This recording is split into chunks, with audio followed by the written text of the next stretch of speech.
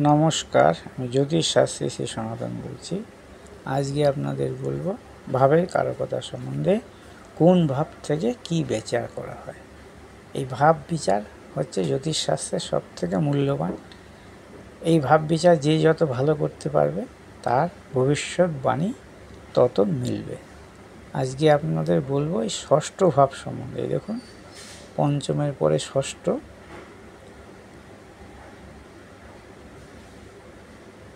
ষষ্ঠ ভাব সম্বন্ধে বলবো আমি আপনাদের আজকে। দেখুন, এই যে ষষ্ঠ ভাব, এই ভাব থেকে কি কি বিচার করা হয়। এই দেখুন, এই লগ্ন, লগ্নের পরে দ্বিতীয় লগ্ন হচ্ছে প্রথম ভাব, দ্বিতীয়, তৃতীয়, চতুর্থ, পঞ্চম, ষষ্ঠ। ষষ্ঠ ভাব থেকে কি কি বিচার করা হয় না, ষষ্ঠ ভাব থেকে প্রথমে বিচার করা হয় রোগ, রিপু, রিপু বলতে শত্রু, ঋণ, খাদ্য, খাদ্যাভ্যাস, চাকরি, পরিশ্রম, কর্মচারী, চাকর বাকর, অধস্তন কর্মচারী, যে কোনো ক্ষত বা ঘা, অসুস্থতা, তার কারণ, রোগের প্রকৃতি, রোগের চিকিৎসা ও তার পথ্য চিকিৎসার সঙ্গে যুক্ত সমস্ত বিষয় এই ষষ্ঠ ভাব থেকে বিচার করা হয়। যে দেখছেন ষষ্ঠ ভাব।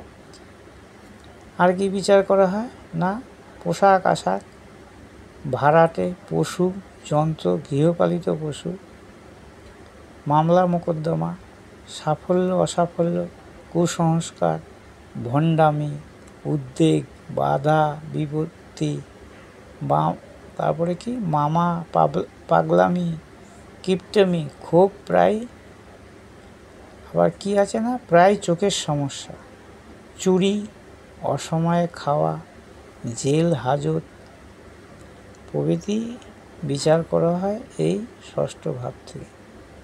আর কি, কোনো দুর্যোগ, কারখানা, পদোন্নতি, অপরের জন্য স্বার্থত্যাগ, দখলদার, প্রজা, শরণার্থী, বিশ্বস্ততা, ভয়, বন্ধক, বিবাহে বাধা প্রভৃতি ষষ্ঠ ভাব থেকে বিচার করা হয়।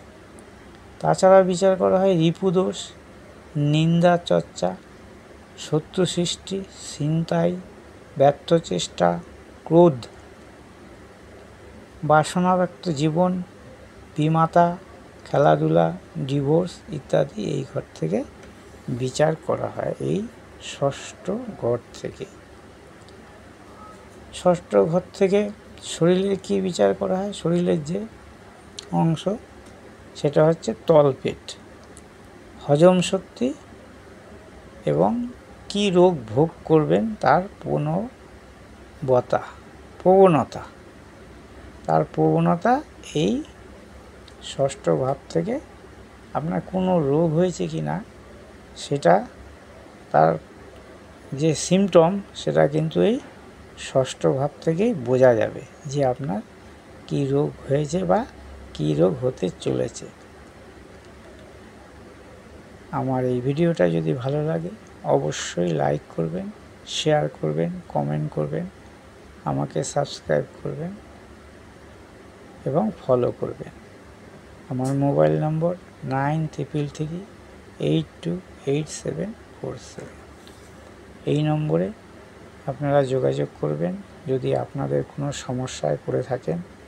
যে কোনো সমস্যা, সাংসারিক, বৈবাহিক, বিদ্যা, উচ্চশিক্ষা, বিদেশ ভ্রমণ, চাকরি, সরকারি চাকরি, ঋণ, মামলা মোকদ্দমা, বাস্তুদোষ, ছেলে মেয়েরা লেখাপড়া করছে না, যে কোনো সমস্যায় এই নম্বরে অবশ্যই যোগাযোগ করবেন। অন্য জ্যোতিষীদের মতো আমি আপনাদের অনেক পয়সা খরচ করে সাফল্য লাভ দেব না। আমি অল্প পয়সায় আপনাদের জীবনে কিভাবে সাফল্য লাভ পাওয়া যাবে সেই ব্যবস্থা করে থাকি। আমার এই ভিডিওটা যদি ভালো লাগে অবশ্যই আপনারা লাইক করবেন এবং শেয়ার করবেন। নমস্কার।